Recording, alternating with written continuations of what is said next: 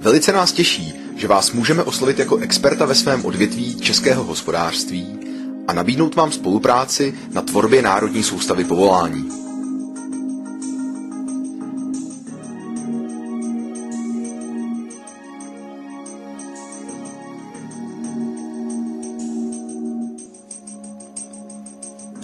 V této prezentaci vás seznámíme s potřebnými informacemi a kroky, vedoucími k vytváření a zařazování vámi navržených, aktuálně existujících jednotek práce do národní soustavy povolání.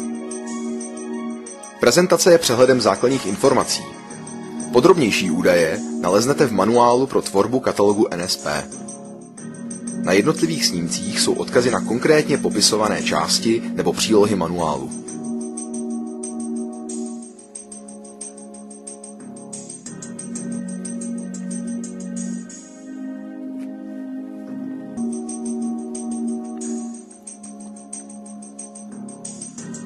Národní soustava povolání, neboli NSP, je otevřená, veřejně dostupná databáze jednotek práce vyskytujících se na českém trhu práce. Najdete zde vše, co potřebujete vědět o jednotlivých profesích, například pracovní náplň, požadovanou kvalifikaci, potřebné odborné dovednosti a znalosti, průměrnou mzdu, volná místa a další informace. Podívejte se na web nsp.cz a přesvědčte se, jak popisuje nejrůznější typy profesí. Pokud určitou profesi nenajdete nebo je popsána neaktuálně či chybně, neváhejte a zapojte se do samotného vytváření národní soustavy povolání. Naším cílem je, aby byla národní soustava povolání věrohodným obrazem skutečnosti českého trhu práce. Proto jsou jejím klíčovým tvůrcem zaměstnavatelé. Ti mají nejpřesnější informace o potřebách trhu práce. Spolupráce na NSP je nejen prospěšnou, ale i prestižní záležitostí, což je zřejmé i z šíře uživatelů, pro které je NSP přínosem. Pro občany, žáky, rekvalifikanty, zaměstnané i nezaměstnané, pro instituce, Ministerstvo práce a sociálních věcí, Ministerstvo školství, mládeže a tělovýchovy, školy či Úřad práce České republiky a také pro samotné zaměstnavatele.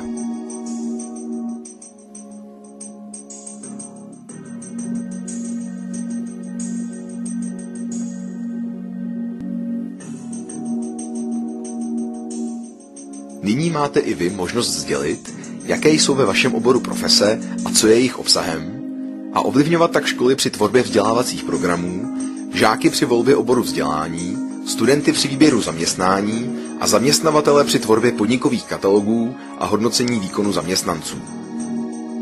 Zásadní je také propojenost národní soustavy povolání s národní soustavou kvalifikací. Ta popisuje, co je třeba umět pro výkon povolání nebo jeho části a jak to lze ověřit. Národní soustava kvalifikací pomáhá získat potvrzení o kvalifikaci lidem, kteří nedokončili školu nebo vystudovali, ale poté pracovali v jiných oborech. Tito lidé mají řadu znalostí a dovedností, ale nemají na ně žádný doklad. Pro získání kvalifikace je jedno, kdy a kde si člověk dané vědomosti a dovednosti osvojí. Hlavně musí obstát u jasně definované zkoušky, která vychází z kompetencí uvedených v jednotkách práce v NSP. Již více než 30 000 držitelů těchto kvalifikací je jasným důkazem, že tento systém je funkční.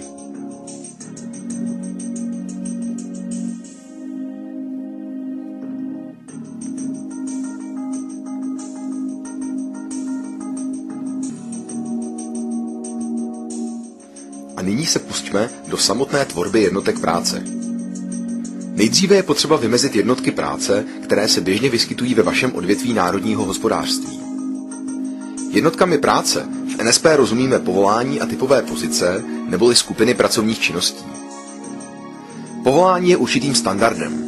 Odráží nejuniverzálnější seskupení pracovních činností na trhu práce s ekvivalentním druhem práce, tedy na základě obdobných používaných surovin, produktů či technologického procesu, a také náročností práce, tedy na základě požadovaných kompetencí.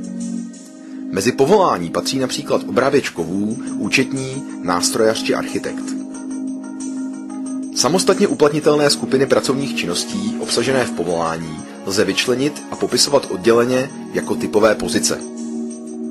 Příklady skupin pracovních činností neboli typových pozic jsou brusič, frézař, soustružník, zahradní architekt, interiérový architekt a další. Průřezové typové pozice vymezují pracovní činnosti uplatnitelné v různých oblastech a napomáhají uživateli NSP při hledání dalších možností uplatnění na trhu práce. Mezi průřezové typové pozice patří například manažer projektu či servisní pracovník u zákazníka.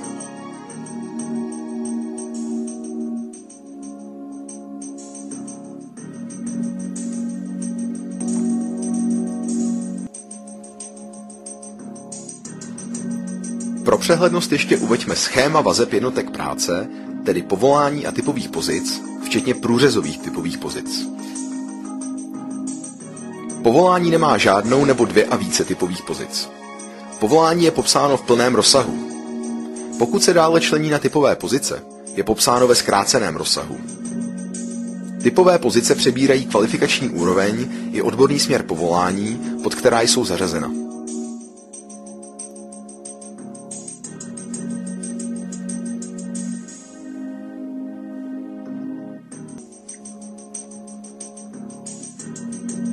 Při vymezení struktury a obsahu jednotek práce vycházejte z podnikových katalogů. Využívejte také analytické podklady a statistiky vytvořené pro váš sektor a v neposlední řadě vaše vlastní zkušenosti. Jen takto bude NSP obrazem reálné dělby práce v daném oboru. Při vymezení šíře typové pozice myslete i na to, že bude podkladem pro určení dovedností a znalostí potřebných pro získání certifikátu o profesní kvalifikaci dle Národní soustavy kvalifikací. Typové pozice vycházející z pracovních pozic ve firmách budou seskupovány do povolání. To však nebudeme řešit nyní, ale až při další spolupráci s našimi kontaktními spolupracovníky, tajemníky sektorových rad. Takže pokud jste již navrhli seznam jednotek práce nebo ji máte k dispozici od vaší sektorové rady, můžeme přejít ke zpracování jednotlivých položek u typové pozice, případně povolání.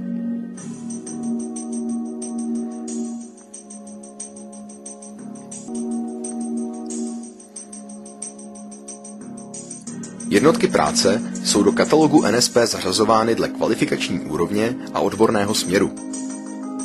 V případě kvalifikační úrovně jde o zařazení typové pozice do jedné z 8 úrovní, vycházejících z Evropského kvalifikačního rámce a do určité míry kopírujících stupně vzdělání, například maturita, magisterské vzdělání a tak dále. V tabulce vidíme, jak si navzájem odpovídají kvalifikační úrovně v NSP a stupně vzdělání. Přesto základním kritériem pro určení kvalifikační úrovně typové pozice bude úroveň odborných znalostí a dovedností, které musí vykonavatel pozice prokazovat.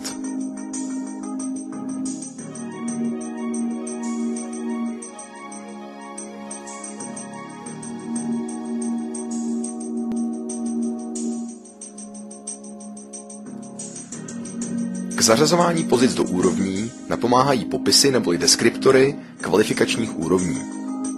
Ty se nacházejí v příloze číslo 1 manuálu k tvorbě NSP pro sektorové rady a pracovní skupiny. Ukázku popisů kvalifikačních úrovní vidíme zde. Pokud například určujeme kvalifikační úroveň typové pozice prodavač, porovnáme dovednosti a znalosti prodavače s obecným popisem kvalifikačních úrovní a zjistíme, která úroveň blíže vystihuje práci prodavače. Popisy jednotlivých úrovní jsou formulovány úrovní znalostí o materiálech či postupech, dále dovedností, například zručnost nebo tvořivost, nároků na samostatnost a odpovědnost a charakterem práce. Prodavači nejspíše odpovídá kvalifikační úroveň číslo 3.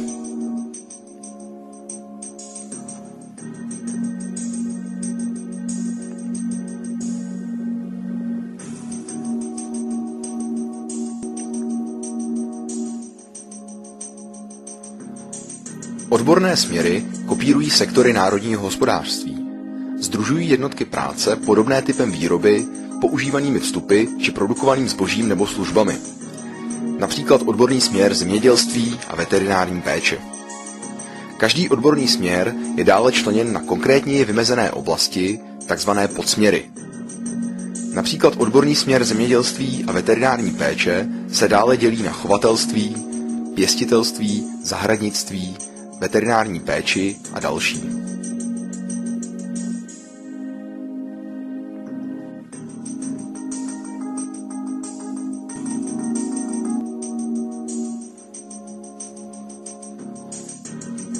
dostáváme se k informacím o obsahu jednotky práce.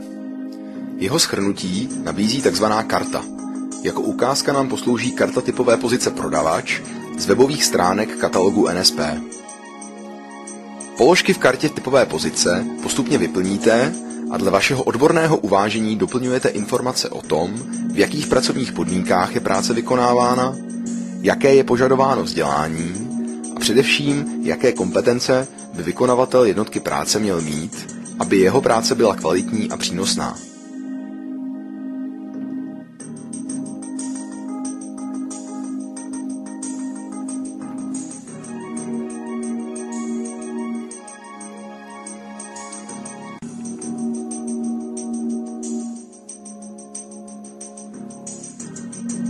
Vezměme tedy šablonu, nevyplněnou kartu pro naši novou typovou pozici a začněme dle našeho nejlepšího vědomí a svědomí vyplňovat. Formulář šablony neboli čisté karty typové pozice nalezneme v manuálu. Zde je ukázka.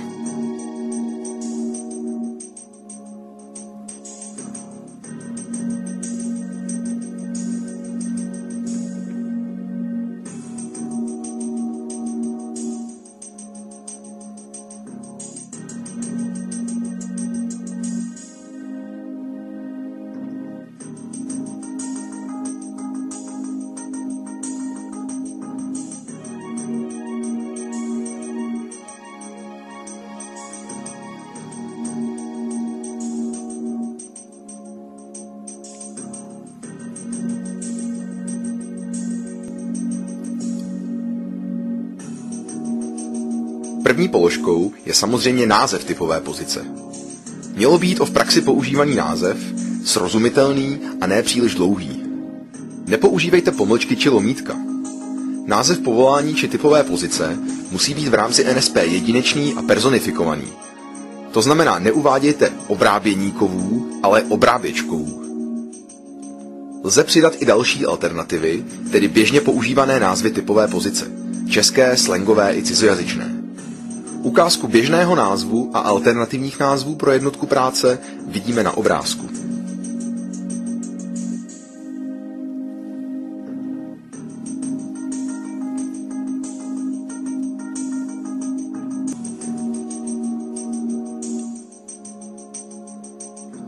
V identifikaci vyberte dle příloh 1 a 2 manuálu daný odborný směr a podsměr, do kterých typová pozice patří, a příslušnou kvalifikační úroveň. Další položky identifikace nyní vyplňovat nemusíte. Také zpracujte položku charakteristika. Je to krátká, jednovětá základní informace o předmětu, například objektu či systému, a prostředku, například stroji či zařízení, vykonávané práce a charakteru práce. Charakteristika je uvedena hned pod názvem jednotky práce, jak vidíme na obrázku.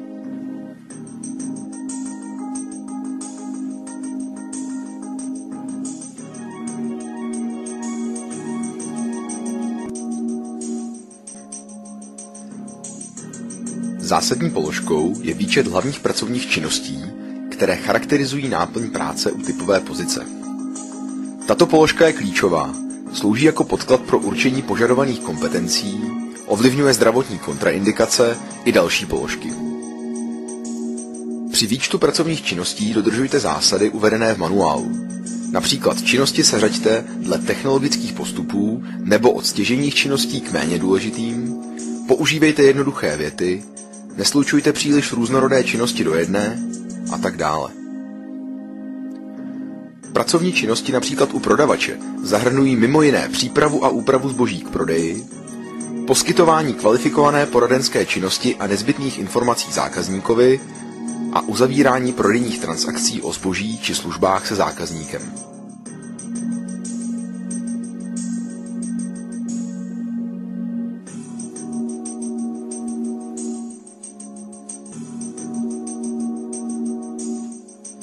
Čtvrtou položkou jsou příklady prací. Vytvoříte je tak, že konkretizujete činnosti, které jsou rozhodující při určení výše odměny za výkon dané typové pozice. K těmto příkladům práce pak doplňte tarifní stupeň, a to dle složitosti, odpovědnosti a namáhavosti daného příkladu práce. Pro názornost uvádíme příklady prací u prodavače. Jedná se třeba o kontrolu cen zakoupeného zboží, přijímání peněz včetně vyznačování na pokladnách, vyúčtovávání tržeb, nabídku a samostatné prodávání, přejímání, skladování a vystavování zboží v prodejnách. K získání informací o jednotlivých tarifních stupních v podnikatelské sféře využijte přílohu číslo 3 manuálu. Pro informace o příkladech prací a platových třídách v rozpočtové sféře použijte přílohu číslo 4 manuálu.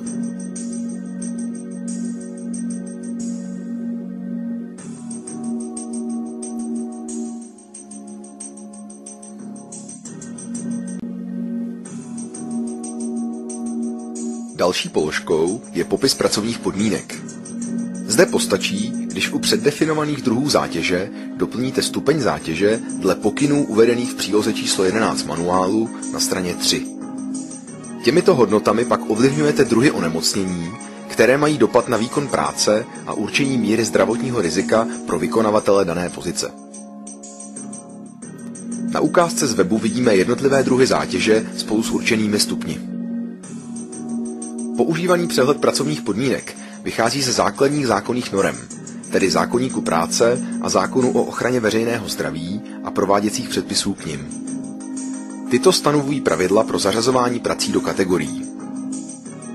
Národní soustava povolání tak orientačně upozorňuje každého, kdo zařazuje práce vykonávané ve své organizaci do kategorií, na obvyklé nebo vyšší hodnoty zátěže a na nutnost jejich posouzení ve vlastních konkrétních podmínkách.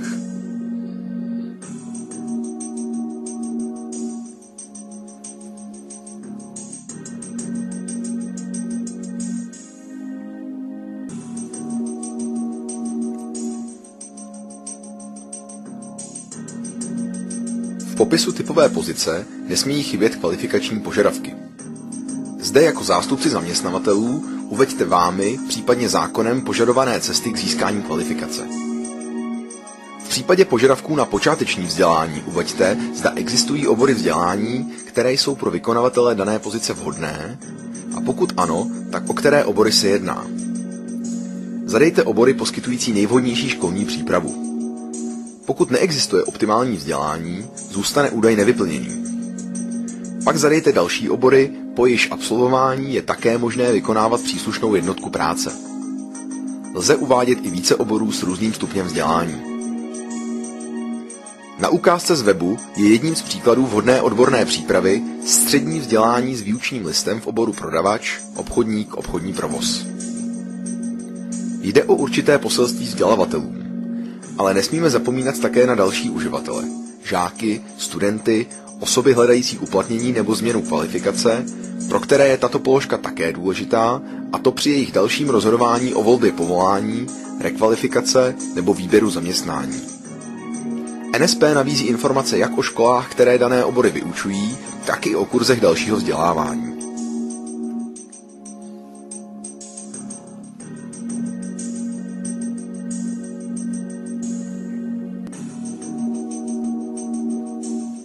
U některých typových pozic je nutné uvést také certifikáty, a to pokud jsou požadovány ze zákona. Určete na základě svých zkušeností povinně vyžadované certifikáty, případně doplňte certifikáty, které pro výkon dané práce doporučujete. Vybírejte ze seznamu certifikátů vytvářeného v souladu s aktuálně platnou legislativou, uloženého v příloze číslo 6 manuálu. Totéž platí u zákonem předepsané praxe. Pokud je k dané pozici ze zákona požadována odborná praxe, uveďte počet let praxe a příslušný právní předpis, který ji stanovuje. Na ukázce z webu si všimněme textu v položce certifikáty a položce praxe vyžadované pro výkon této pozice.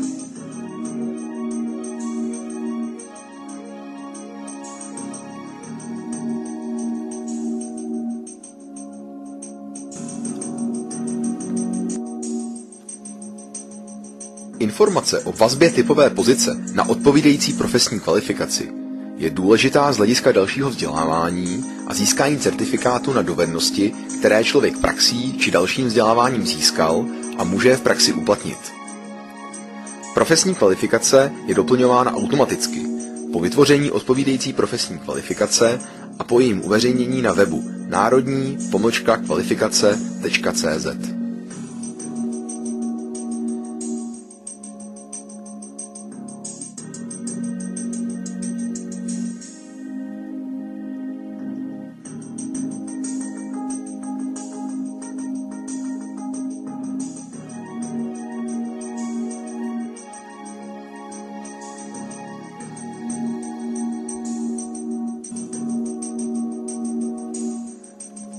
Nyní se dostáváme k další klíčové položce – kompetencím.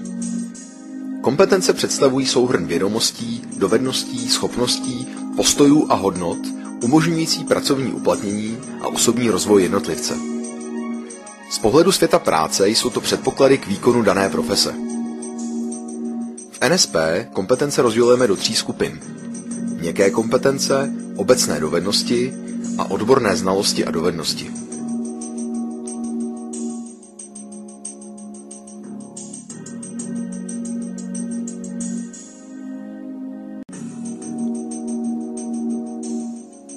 Měkké kompetence, neboli soft skills, jsou požadavky na výkon práce, které nejsou závislé na konkrétní odbornosti, ale na komplexních schopnostech člověka. Jsou přenositelné a uplatnitelné napříč obory. Například tvořivé myšlení, komunikace či vedení lidí. Na obrázku vidíme přehled všech 15 měkkých kompetencí používaných v NSP. Patří mezi ně například flexibilita, samostatnost či zvládání zátěže.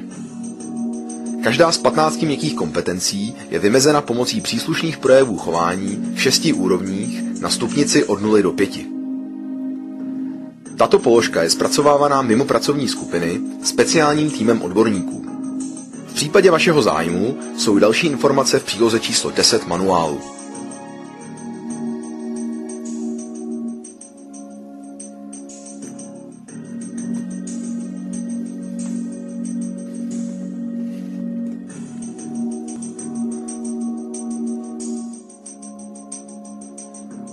Obecné dovednosti jsou požadavky na výkon práce, které přímo nesouvisejí s určitou profesí.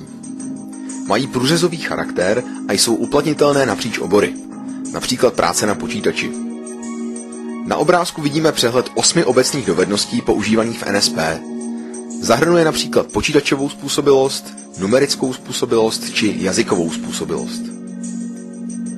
Každá z 8 obecných dovedností je vymezena ve škále od 0 do 3. Například u obecné dovednosti počítačová způsobilost je první úroveň definována následovně. Ovládá základní funkce počítače, ovládání jednoduchých programů, pokladna, příjem zboží na sklad a podobně. Obecné dovednosti zpracovává stejně jako měkké kompetence kvalifikační tým NSP. Sektorová rada nebo pracovní skupina je oprávněna vznést k návrhu kvalifikačního týmu připomínky.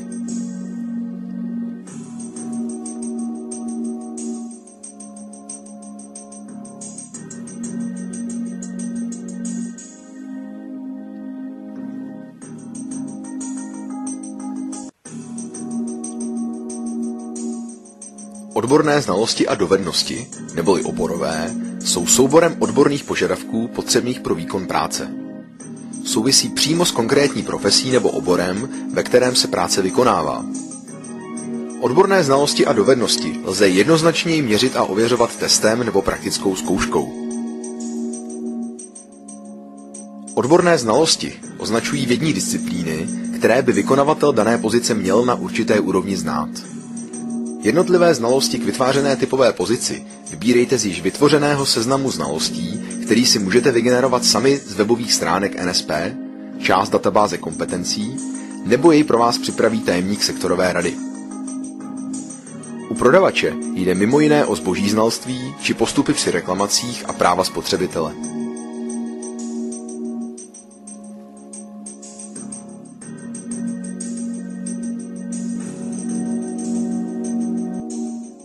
Odborné dovednosti udávají, co by vykonavatel pozice měl na určité úrovni umět, tedy schopnost vykonávat pracovní činnosti. Odborné dovednosti také můžete vybírat z již vytvořeného seznamu dovedností, nebo je vytvářejte nově, pokud je zatím daný obor dovednostmi nepopsán, nebo zde dovednosti chybí. Nezapomínejte dovednosti formulovat tak, aby v nich byla obsažena činnostní část, tedy vrtání, tvarování, nabízení či prodej. A také předmětná část, například soustruh, lahůdky, pečivo nebo životní pojištění. U prodavače jsou například tyto dovednosti: kalkulace ceny a vyúčtování tržeb, obsluha pokladny a pokladních systémů či posuzování kvality zboží, při přejímce nebo při reklamacích zákazníků. U odborných znalostí a dovedností také doplňte úroveň, kterou zaměstnavatelé vyžadují. využijte 8 úrovní popsaných v příloze číslo 1 manuálu. Její ukázka je uvedena již u tématu kvalifikačních úrovní na snímku číslo 9.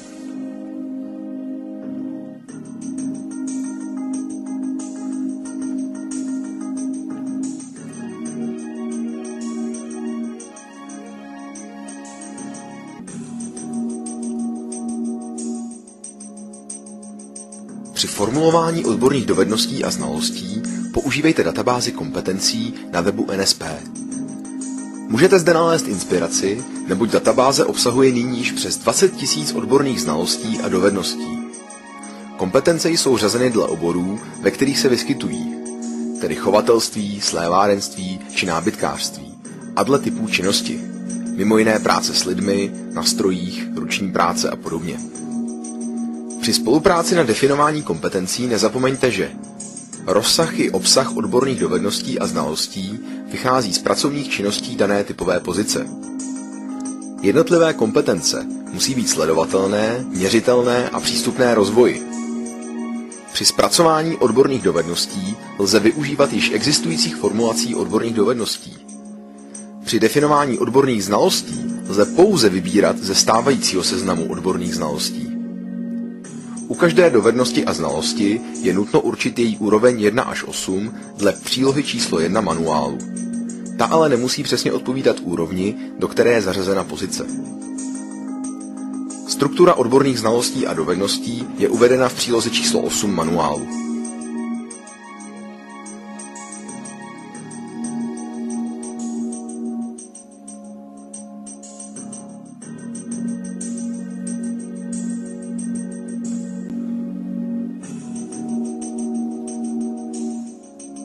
Tak a je hotovo. Doufáme, že se vám dle našich instrukcí podařilo popsat všechny nebo alespoň část položek typové pozice. Pokud jste s prací hotovi a chcete ji odevzdat, dohodnout se na odměně nebo potřebujete-li poradit, obraťte se na vedoucího své pracovní skupiny nebo tajemníka sektorové rady. Určitě vám rádi pomohou.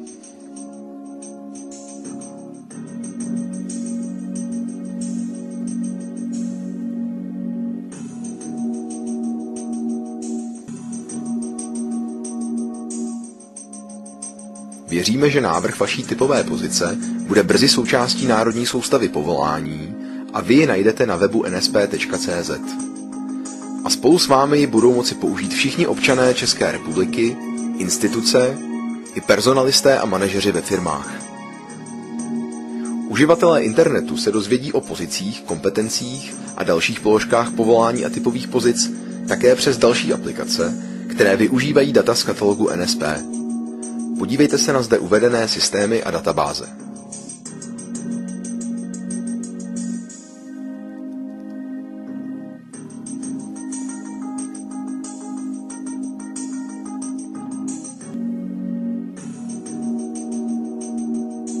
Mnohokrát vám děkujeme za spolupráci.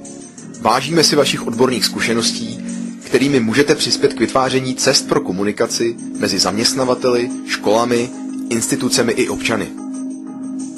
Přejme si, aby nastartované mechanismy přispěly k rozvoji českého hospodářství a zvýšení mezinárodní konkurenceschopnosti našich firem, občanů i vzdělavatelů. Přejeme hodně úspěchů.